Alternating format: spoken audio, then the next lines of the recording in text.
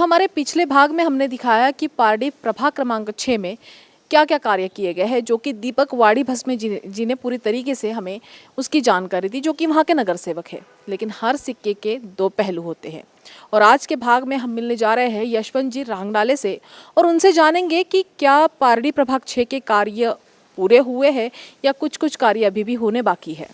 तो आइए चलते हैं।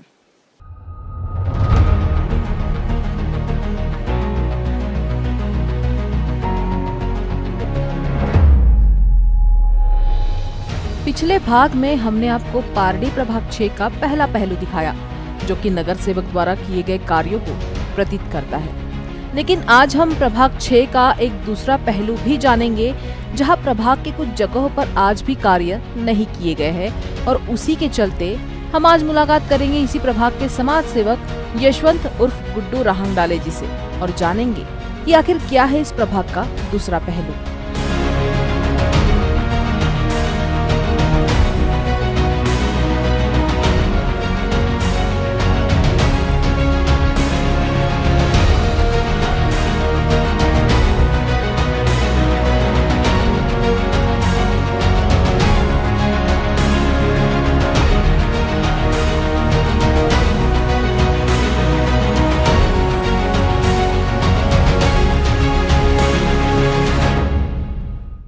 तो अब हम आ पहुँचे हैं उसी प्रभाग के जो विपक्ष है, जिनका नाम इस एरिया में काफ़ी लिया जाता है और काफ़ी जाना जाता है, श्री गुड्डू रांगडाले जी। तो हम उनसे जानना चाहते हैं कि इस प्रभाग की क्या स्थिति है उन्हीं के नज़रिए से। मैं सबसे पहले तो मेरे प्रभाग की जनता को नमस्कार करता हूँ। प्रभाग हमारा पुराना 25 था और अभी नागपुर महानगर पालिका ने इस क्षेत्र को प्रभाग 6 घोषित किया है। तो देखिए, सबसे पहले तो मैं बताता हूँ कि पिछले 30 से 35 साल से ये प्रभाग जो है पिछड़ा हुआ है। इस क्षेत्र का जो विकास इस 30 से 35 सालों में होना था, वो विकास कहीं पर भी नहीं दिखता है। आज ये परिसर 35 साल होने के बावजूद इस प्रभाग में जो बेसिक समस्या है कि इस क्षेत्र में आज भी 90% क्षेत्र में कहीं पे भी जो है गटर लाइन की, सीवर लाइन की व्यवस्था नहीं है। आज भी लोग जो है सेफ्टी टैंक के भरोसे अपना काम चला रहे हैं। तो ये समस्या यहाँ काफ़ी जटिल है कि अब तक जो है 35 साल होने के बावजूद इस भवानी नगर और इस नवीन नगर, श्याम नगर का जो विकास होना था, वो विकास आप समझ सकते हैं कि 90%, बहुत जवाबदारी से मैं आप लोगों को बताना चाहता हूँ कि 90% परिसर में पूरे हमारे यहाँ सीवर लाइन, जो गटर लाइन की व्यवस्था नहीं है। लोग आज भी सेफ्टी टैंक के भरोसे अपना काम चला रहे हैं और सेफ्टी टैंक जो है जब भर जाते हैं तो इस क्षेत्र में और गंदगी का आलम है। आज यहाँ वेस्टेज वाटर लाइन की समस्या जो है 70% वो नहीं है। आज भी जो है लोग अपने सेफ्टी टैंक पे धोने का, कपड़े धोने का, ये पूरा पानी जो है सेफ्टी टैंक में ही डालते हैं, या तो फिर सड़कों पे वो पानी बहता है, आजू बाजू के वाद विवाद होते हैं। तो काफ़ी सारी समस्या इस प्रभाग 6 में आज भी बरकरार है और जो विकास इस क्षेत्र में हमारे नगर सेवकों ने करना था, वो विकास इस क्षेत्र में नहीं किया है। और इसके साथ में मैं आपको बताना चाहता हूँ कि ये जो क्षेत्र है, यहाँ पे नागपुर सुधार प्रन्यास के काफ़ी अनधिकृत लेआउट थे। कई लोगों ने जो है विकास शुल्क जो है इस क्षेत्र में भरा हुआ है। बावजूद इसके जो क्षेत्र के जनप्रतिनिधि है, उन्होंने नागपुर सुधार प्रन्यास के नाम से यहाँ विकास जो करना था वो नहीं किया है। और इस क्षेत्र के जो नगर सेवक है, यहाँ भाजपा के 3 नगर सेवक है, 3 बार के विधायक हमारे माननीय कृष्णा जी खोपड़े है, 2 बार के लोकसभा के सांसद हमारे गडकरी जी है, 15 साल से नागपुर महानगर पालिका में सत्ता भारतीय जनता की पार्टी की है। उसके बावजूद इस पूर्व नागपुर का खास करके हमारा ये पारडी भांडेवाड़ी क्षेत्र का विकास कुछ भी नहीं हुआ है। और मैं तो आप लोगों को यहाँ तक बोलना चाहूँगा कि आप विरोधक हूँ इसलिए विरोध की बातें कर रहा हूँ, विकास के मामले में ऐसा नहीं है। आप न नगर सेवक के बात पे यकीन करें, न मेरे बात पे यकीन करें। आप हमारे प्रभाग 6 का एक ज़मीन पे चलकर जो है यहाँ का दौरा करें और यहाँ की वस्तु स्थिति, सत्य परिस्थिति है, लोगों तक पहुँचाइए। आपको विकास दिखेगा कि यहाँ सही में विकास हुआ है क्या। आज मुझे शर्म आती है कि इस मेट्रो सिटी में, इस महाराष्ट्र के उपराजधानी में, इस क्षेत्र में जो विकास होना था वो कहीं विकास नहीं दिखता। इससे अच्छा विकास तो हमारे ग्रामीण क्षेत्रों में है। ग्रामीण क्षेत्र में यदि आप जाएंगे तो वहाँ पे सीमेंट की अच्छी अच्छी सड़कें हैं, स्ट्रीट लाइट है, पानी की व्यवस्था है, ये सारी सुविधाएं हमारे ग्रामीण क्षेत्र में है। आज हमारा नागपुर महानगर पालिका जैसी एक बड़ी महानगर पालिका होने के बावजूद इस क्षेत्र का विकास नहीं है। आज ये अमृत योजना की बात करते हैं कि हमने टैंकर मुक्त प्रभाग बनाया है, तो मुझे ये बताइए कि आपके घरों में नल में कितना देर पानी आता है? मुश्किल से आधा एक घंटा पानी आता है, वो भी जो है पानी एकदम मैला पानी आता है। कहाँ गई 24/7 की महानगर पालिका की जो है वो योजना, अमृत योजना? भाई इन लोगों ने पानी की व्यवस्था जो कुछ भागों में पहुंचाई है, वो भी व्यवस्था जो है 24/7 के नाम पे जो है बहुत बड़ा एक दाग है। कहने का मतलब ये है कि यहाँ जो 3 भाजपा के नगर सेवक हैं वो पूरी तरीके से नाकाम साबित हुए हैं। वे स्मार्ट सिटी के नाम पे जो है अपना कॉलर टाइट करते हैं, अपने आप को जो है स्टार देने की कोशिश करते हैं। लेकिन मैं आपको बताना चाहता हूँ कि स्मार्ट सिटी के नाम पर यहाँ पे गरीब जनता के साथ धोखा किया जा रहा है। आज गरीब जनता के प्लाटों पर से जो है बड़े बड़े रास्ते निकाले जा रहे हैं, 40 फुट, 80 फुट, 100 फुट के। लेकिन उस जनता को जो है प्लॉट का मुआवजा क्या मिल रहा है? अगर उसका प्लॉट अगर 1000 फुट का है तो उसे 600 फुट जगह दी जा रही है। क्यों दी जा रही है? अगर उस व्यक्ति का आपके स्मार्ट सिटी के रोड में या अन्य आरक्षण में अगर 1000 फुट या 2000 फुट का अगर प्लॉट बाधित होता है, प्रभावित होता है, तो उसे उतनी ही जगह अन्य जगह पे स्थलांतरित करके देना चाहिए। लेकिन इनका 60% ज़मीन ये लोग दे रहे हैं। 60% मतलब अगर 1000 फुट का है तो 600 फुट देंगे, 2000 फुट का है तो 1200 फुट देंगे। तो भाई 40% ज़मीन का मुआवजा भी तो दे दीजिए। क्या उस व्यक्ति ने मेहनत मजदूरी अपने खून पसीने की कमाई करके जो है एक बड़े मुश्किल से प्लॉट खरीदा है, वो भी स्मार्ट सिटी के नाम पे आप लोग उसको बेघर कर रहे हो, और बेघर करने के बावजूद आप उसको 60% ज़मीन दे रहे हो। 40% ज़मीन का उसको आर्थिक मुआवजा क्यों नहीं दे रहे हो? क्यों नहीं अभी तक आप लोगों ने जो है आज 2016 से स्मार्ट सिटी इस क्षेत्र में अमल में लाई गई है, ज़मीन पे लाई गई है। आज 2016 से आज 2022 हो गया और इस स्मार्ट सिटी का जो काम है वो मात्र 10% नहीं हो पाया है। आप लोग स्मार्ट सिटी की बात करते हो। स्मार्ट सिटी में आपने कितने लोगों का जो है पुनर्वसन किया, कितने लोगों को आर्थिक मुआवजा दिलवाया, ये भी आप अपने रिकॉर्ड पे बता दीजिए। विरोध करना मेरा काम नहीं है, लेकिन जो सच्चाई है वो सच्चाई जो है मैं कहूँगा। आज जो है यहाँ 3 भाजपा के नगर सेवक है, 3 बार के विधायक खोपड़े जी है, उसके बावजूद इस क्षेत्र में सीवर लाइन की व्यवस्था नहीं है, अच्छी सड़कें नहीं है, पानी की व्यवस्था बराबर नहीं है। इस क्षेत्र में स्कूली बच्चे, यहाँ की महिला, यहाँ की माताएं बहनों को जाने के लिए इस क्षेत्र में ऑटो वाला, बस वाला आने देखता नहीं, क्योंकि यहाँ की सड़कें बस से बदतर है। ऐसी बहुत सारी समस्या है जिस पर ये लोग फेल हो गए।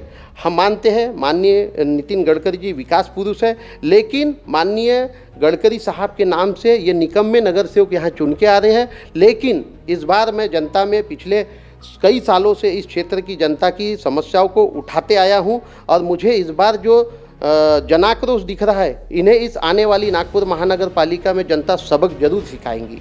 मैं फिर आपको बताना चाहता हूँ कि कोरोना काल में ये नगर सेवक अपने घर में दुबके बैठे थे, और हम लोगों ने इस पार्टी के कापसी क्षेत्र में 2 महीना जो है प्रवासी मजदूरों को जो है राहत पहुंचाने का काम किया। वहां उन्हें जो है दिन रात खाने पीने, नहाने धोने की, उनके कपड़े, उनके लत्तों की, उनको चप्पलें तक पहनाने का काम हम लोगों ने वहां किया।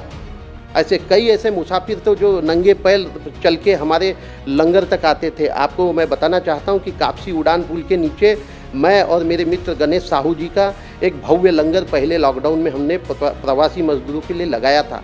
उस समय कोई नगर सेवक जो है इस क्षेत्र की जनता की का हालचाल पूछने के लिए नहीं आता था। कितनी एम्बुलेंस तुमने जो है उस समय जो है नागरिकों की सुविधा के लिए इस प्रभाग में लगाई। आज 15 साल से नागपुर महानगर पालिका में सत्ता आप लोगों की है। कितनी एम्बुलेंस से आपने नागरिकों को जो है बेड उपलब्ध कराने में उनकी मदद की। कई लोग अपने घरों में जो है बेड न मिलने के कारण मारे जा चुके हैं। ये महाराष्ट्र गवर्नमेंट पे दोषारोपण करते हैं। भाई जब तुम्हारे विधायक है, तुम्हारी महानगर पालिका है, महानगर पालिका जो है जन सामान्य जनता की सेवा के लिए तत्पर ये एजेंसी है, उसके बावजूद आपके महापौर ने कोई मदद नहीं की।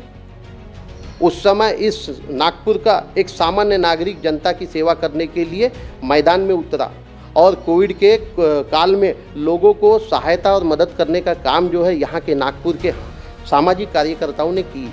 लेकिन जो लोग सत्ता पे बैठे थे वो अपने घरों में दुबके रहे। माननीय आमदार कृष्णा जी खोपड़े जी को मेरा आपके माध्यम से यही बताना है कि आपको जनता ने जो है 3 बार मौका दिया, लेकिन आप जनता के विश्वास पर खरे नहीं उतर पाए और इसका भुगतान आने वाले महानगर पालिका में जनता आपको सबक सिखा के आपको हरा कर जनता बिल्कुल बदला लेगी। आज आप लोगों को मैं बताना चाहता हूं कि हमारे इस भांडेवाड़ी परिसर में बदनुमा दाग भांडेवाड़ी डंपिंग यार्ड है। पूरे नागपुर शहर का जो कचरा है हमारे इस भांडेवाड़ी परिसर में डाला जाता है। ये क्या बात करें स्मार्ट सिटी की हम लोग यहाँ बना रहे हैं। एक तरफ बदनुमा दाग है कि डंपिंग यार्ड यहाँ है और दूसरा आप स्मार्ट सिटी बना रहे हो। हमें कोई ऐसी स्मार्ट सिटी की आवश्यकता नहीं है। हमें यहाँ अच्छी सड़कें, बिजली, पानी और अच्छी शिक्षा, अच्छा स्वास्थ्य के लिए दवाखाने की आवश्यकता है। वो इस प्रभाग में आप लोग जो है पिछले 15 सालों से कुछ नहीं दे पाए। जनता को लूटने का काम आप लोग कर रहे हो। आज आप लोगों के मनमानी के कारण इस प्रभाग 6 की हालत जो है और 6 के नागरिकों की हालत बद से बदतर है। मैं आपको पुनः एक बार कहना चाहूँगा कि आप निश्चित इस प्रभाग का दौरा जरूर करें और आप लोगों को पता चलेगा कि इस क्षेत्र में इतने सालों में आमदार खोपड़े साहब ने और उनके नगर सेवकों ने किया क्या है। आज नागपुर महानगर पालिका के चुनाव को सामने देखते हुए आप लोग नागपुर सुधार प्रन्यास का जो फंड है, जो लोगों ने नागपुर इम्प्रूवमेंट ट्रस्ट में अपना डेवलपमेंट चार्ज भरा है, वो काम NIT कर रही है। वहाँ जाके आप लोग टिकास और सब्बल लेके पहुँच जाते भूमि पूजन करने के लिए। वो नागपुर सुधार प्रन्यास के काम का आप लोग श्रेय ले रहे हैं। श्रेय लेना है तो पूरे 5 साल आप जनता के बीच में काम करो। आज आप लोगों को बताना चाहता हूँ कि चुनाव को देखते हुए ये लोग जो है टिकास पावड़ा अपने गाड़ियों में लेके घूम रहे हैं कि जहाँ भी काम दिखा वहाँ रुक जाओ, एक 10 रुपये का नारियल मंगाते हैं, वहीं पे जो है भूमि पूजन कर देते हैं। आप कहते हैं कि अमृत योजना टैंकर मुक्त, आज भी आपको इस प्रभाग में जो है कई टैंकर देखने मिल जाएंगे। बड़ी बड़ी बातें करने से जो है जनता बार बार मूर्ख नहीं बनेगी। आज आप लोगों को बताना चाहता हूं कि इस क्षेत्र में जो है ऐसे कई जो है समस्या है जिनका ये लोग निराकरण नहीं कर पाए हैं। आज स्मार्ट सिटी के नाम पर आप लोगों को बताना चाहता हूं कि ये जैसे ही नागपुर महानगर पालिका का इलेक्शन खत्म हुआ उसके बाद स्मार्ट सिटी का प्रशासन जो है यहाँ पे पुलिस प्रोटेक्शन लगा करके लोगों को घरों से बाहर निकाल करके उनका कब्जा लेकर वहाँ विकास करने वाली है। आज आप लोगों को मैं आपके माध्यम से बताना चाहता हूँ जनता को कि ये लोग नागपुर महानगर पालिका का चुनाव देखते हुए इन्होंने लोगों को घरों से निकालने का काम रोका है, क्योंकि इन्हें मालूम है कि जैसे ये रोड का काम करेंगे और लोगों का जो घर तोड़ेंगे तो जनता सड़कों पे आएंगी और इनको इनकी औकात दिखाएगी। इसलिए इन्होंने नागपुर महानगर पालिका का इलेक्शन को देखते हुए पूरे जितने भी 100 फुट के 80 फुट के रोडों के काम है वो रोक के रखा है। यानी इलेक्शन होने के बाद ये लोग जो है अपना पूरा उल्लू यहाँ पे यानी सिद्ध करने वाले और लोगों को बेघर करेंगे। मैं आपके मीडिया के माध्यम से और एक बात बोलना चाहूँगा कि स्मार्ट सिटी में इन्होंने कितने लोगों का पुनर्वसन किया ये बात जरूर पूछिएगा। कितने लोगों को आर्थिक कंपनसेशन दिलाया ये बात जरूर कीजिएगा। तो ये कुछ नहीं कागजों पे दिखाया जा रहा है। आज जो है नागपुर महानगर पालिका भाजपा के हाथ में होने के कारण ये लोग मनमानी कर रहे हैं। आज नागपुर महानगर पालिका में स्टेशनरी का करोड़ों रुपए का कोरोना काल में घोटाला हुआ है। जहां लोग मर रहे थे वहां ये घोटाला करने में व्यस्त थे। क्यों नहीं महापौर साहब जवाब देते? क्यों नहीं इस प्रभाग के जो है जनप्रतिनिधि नगर सेवक हाउस में आवाज़ उठाते? आज जब पिछली बार नवभारत पेपर में जब आया था तो सबसे ज़्यादा प्रश्न पूछने वालों में पश्चिम नागपुर के नगर सेवकों का अव्वल नंबर आया था और हमारे इस प्रभाग के तीनों नगर सेवकों का नाम आया था कि ये पूरे 5 साल में मुश्किल से 5 भी जो है प्रश्न अपने जनता के वहाँ नहीं उठा पाए। ये हमारे लिए काफ़ी शर्मनाक बात है कि जनता आपको बड़े विश्वास के साथ अपने विकास के लिए चुनकर देती है और आप हाउस में जाके केवल जो है ठंडी हवा खाने जाते हो और आप बड़ी बड़ी बातें करते हो कि भाई मैं तो एक छोटा सा व्यक्ति हूँ, मेरी माँ भाजी का धंधा करती है, मैं जो है अतिक्रमण में बैठा हूँ। ये इमोशनल बातें करने का समय अभी गया माननीय नगर सेवक महोदय। आने वाले नगर सेवक चुनाव में आप जितनी घोषणाबाजी और जुमलेबाजी करते हैं ना अच्छे दिनों के, आने वाले समय में जनता आपको सबक जरूर सिखाएंगी। बार बार जनता जो है मूर्ख नहीं बनेगी। मैं आप लोगों को फिर एक बार बताना चाहूँगा कि स्मार्ट सिटी के नाम पर जो है लोगों को यहाँ करोड़ों रुपए के, किसानों को यहाँ करोड़ों रुपए के डिमांड नोट भी NIT स्मार्ट सिटी प्रशासन ने भेजे हैं। आज मुझे ये बताइए कि एक सामान्य किसान, सामान्य नागरिक स्मार्ट सिटी का वो डेवलपमेंट चार्ज कैसे भरेगा? हमें नहीं चाहिए थी स्मार्ट सिटी। आज स्मार्ट सिटी बनाने के पीछे आप लोगों को बताना चाहता हूँ कि बाजू में एक 100 फुट का रोड जो है 40 एकड़ ज़मीन में से निकाला जा रहा है। तलमले के घाट के बाजू में जो 80 फुट का रोड निकाला जा रहा है, वो ज़मीनें किसकी है? वो ज़मीनें यहाँ सत्ता पे बैठे हुए बड़े बड़े नेताओं की है। वो नेताओं को और वो उद्योगपतियों को फ़ायदा पहुँचाने के लिए उन ज़मीनों से 80 फुट और 100 फुट के रोड निकाल के वो ज़मीनों को, एकड़ में जो ज़मीन थी वो हज़ारों रुपए फुट में आप लोगों ने लाने का काम किया हुआ है। तो स्मार्ट सिटी में काफ़ी बड़ा घोटाला है। मैं तो आपके माध्यम से प्रशासन से भी एक विनती करूंगा कि ये लोग दूसरे के ऊपर जो बड़े बड़े घोटाले के ईडी के द्वारा कार्रवाई कर रहे हैं, ईडी की कार्रवाई तो सही में हमारे नागपुर के स्मार्ट सिटी में ईडी की कार्रवाई होनी चाहिए और सच का सच और झूठ का झूठ सामने आना चाहिए। स्मार्ट सिटी मैं आप लोगों को बताना चाहता हूँ, ये बहुत बड़ा घोटाला है। इसमें जनता के पैसों का दुरुपयोग हो रहा है और मेरी आप लोगों से पुनः एक बार विनती है कि स्मार्ट सिटी की जो भी होनी चाहिए, आर्थिक घोटालों की छानबीन होनी चाहिए। जो नागपुर महानगर पालिका में करोड़ों रुपए का भ्रष्टाचार हुआ है उसकी छानबीन होनी चाहिए। और आने वाले समय में आप लोगों को मैं बताना चाहता हूं कि निश्चित फिर से हम लोग नागपुर महानगर पालिका में पूरी ताकत के साथ लड़ेंगे और इस प्रभाग नंबर 6 में जीत कर आएंगे। और ये जो आज के जनप्रतिनिधि है इनको दिखाएंगे कि विकास कैसा होता है। आज हमारे बाजू के प्रभाग में एक नगर सेवक है अन्य पार्टी का, वो अपने क्षेत्र में विकास बराबर कर लेता है, लेकिन जब बात हमारे यहाँ 3-3 नगर सेवकों की बात आती है तो कोई विकास नहीं होता। काफ़ी समस्या काफ़ी है। मैं आपको इतने देर में इतनी ही बातें बता सकता हूँ। यदि आप किसी दिन मुझे अपने स्टूडियो में बुलाइए, मैं निश्चित स्मार्ट सिटी और पूर्व नागपुर के अनेक विषयों पर आपसे चर्चा जरूर करूँगा। मुझे आपने अपने क्षेत्र की जनता की समस्या कहने का अवसर दिया है, इसके लिए मैं आप सभी लोगों का धन्यवाद आभार व्यक्त करता हूं। जय हिंद, जय महाराष्ट्र। तो ये थे हमारे साथ प्रभाग 6 के विपक्ष गुड्डू जी रहांगडाले, जिन्होंने इस प्रभाग की परिस्थिति का पिटारा हमारे सामने खोल के रख दिया। विपक्ष अपनी बात रखेगा, पक्ष अपनी बात रखेगा, लेकिन अब ये जनता को डिसाइड करना है कि जनता को क्या सही लगता है और क्या गलत लगता है। अब ये सब कुछ जो है जनता के हाथों में है।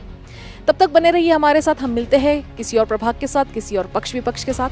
तब तक बने रहिए हमारे साथ। नमस्कार।